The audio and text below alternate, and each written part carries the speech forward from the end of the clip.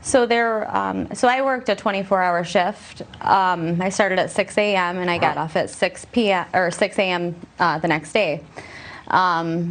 So I started at 6 a.m. November 3rd, got off at 6 a.m. November 4th. So I was there during their day shift and their night shift. The city provides the workers with food for their shift. Well, they only had enough food for 1/3 of their workers. Boy. So that is the reason why they were claiming that these vans were brought in.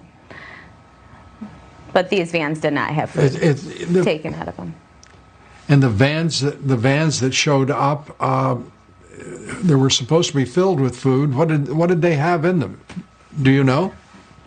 I never saw anything being brought out of the vans. I know that whatever was being brought out of the vans was being brought out of the back of the vans, but I was not allowed over in that area at all. But the vans were definitely not big enough to be carrying enough food for 2/3 of those workers. Well, there you have it, folks. The big whistleblower that's gonna blow the whole thing open in Michigan. She saw vans and nothing else. Tell you what, I don't see how Democrats recover from this one. You could not have a better microcosm for how the entire Trump campaign's legal strategy is going than this. Trump has waged lawsuits in a number of states that got shot down almost as quickly as they were filed. In Georgia, there was a lawsuit claiming 53 ballots were submitted late, for which the campaign had no evidence and the case was dismissed.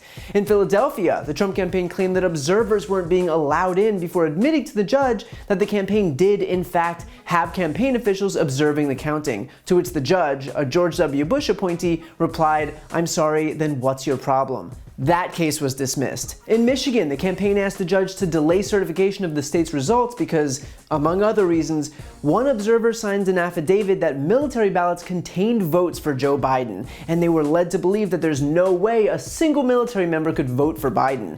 Another affidavit said one person felt intimidated because of, quote, a man of intimidating size with a BLM shirt on. For a campaign predicated on being a circus, this is clearly the main act. So let's just be honest here and call this what it is. Political theater. That's it. Trump knows he lost, his campaign knows he lost, but they are so committed to the spread of disinformation that they would rather trick their own supporters into believing that some imaginary widespread fraud is occurring than simply acknowledging reality, that Joe Biden will be the next president of the United States. And there are a few reasons here, which, by the way, I know I cover a lot, but for as much time as the Trump campaign spends spreading disinformation, it's important to counter it with the truth.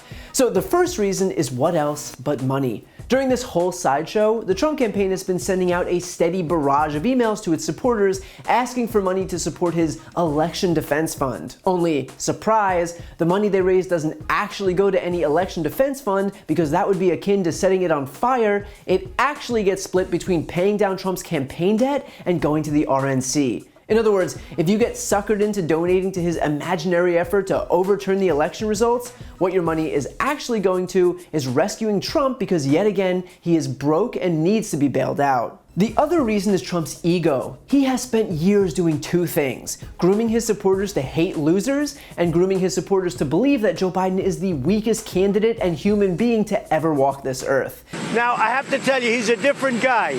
He looks different than he used to. He acts different than he used to. He's even slower than he used to be. So I don't know. But when he mentions my name that many times, I guess I should be complimented. No, I'd rather run against, I think, Biden than anybody. I think he's the weakest mentally. And I like running against people that are weak mentally. I think Joe is the weakest up here. The other ones have much more energy. I don't agree with their policies. But I think Joe is a man who is, I call him 1% Joe, because until Obama came along, he didn't do very well. But but I don't bring him up. And so now, the fact that Trump is not only a loser, but lost to Joe Biden is the ultimate humiliation. But rather than have to face that reality and subject himself to an embarrassment of his own creation, he'd rather just cry foul and blame someone else and refuse to accept responsibility for the fact that he lost, meaning that we'll devolve into yet more chaos, all because one man is too weak to accept the fact that he's a loser. And bear in mind, this is what Trump does. He always pretends that elections are rigged. He claimed that the Iowa caucus was rigged and attacked Ted Cruz, tweeting, "Based on the fraud committed by Senator Ted Cruz during the Iowa caucus, either a new election should take place or Cruz's results nullified." Prior to the 2016 election, he tweeted, "The election is absolutely being rigged by the dishonest and distorted media pushing crooked Hillary, but also at many polling places. Sad." Even after he won the election, he still claimed it was rigged, tweeting, "In addition to winning the Electoral College in a landslide, I won the popular vote if you deduct the millions of people who voted illegally." And that was for an election that he won. Again, this is what he does. He cries foul arbitrarily and baselessly. He needs to be the perpetual victim because his entire identity is predicated on being aggrieved. And by the way, if you are wondering whether the rest of Trump's mouthpieces are just as full of it as he is when it comes to baseless claims of election fraud, take a look at these clips from 2016 and let me know if you recognize any of these people. This is the last chance for the sore losers on the left to steal the election. Brian, they're saying it's rigged, but they have absolutely no evidence that it's rigged. I don't even think we should give him the time of day. Also, he's about to win. We know it's a matter of time, about to win Michigan officially. So that would put Donald Trump over the top with over 300 electoral votes. It was a blowout. It was a blowout. I just wonder what these Democrats are doing, trying to convince their electoral representatives not to vote the way the people want it. There are 6 of them. Now there's these states, let's have a recount. It's a crisis when the people running your democracy don't believe in democracy. We believe in free speech. We believe in accepting winners and not being sore losers. They have no actual proof of voter fraud or any wrongdoing, and both the White House and the Wisconsin Elections Commission have both said zero evidence whatsoever. Now, what happened to the peaceful transition of power and supporting the incoming administration? And bear in mind, Hillary Clinton conceded the morning after the race was called. This race has been called for days, and yet still the GOP isn't willing to acknowledge reality. Funny how quickly you can change your mind when you don't actually stand for anything other than desperately clinging onto power. And so look, while Trump and Fox News and the rest of the Republican Party continue to traffic in denialism, while it won't change the results of this election, what it will do is undermine faith in our most fundamental tenet of democracy, our free and fair elections.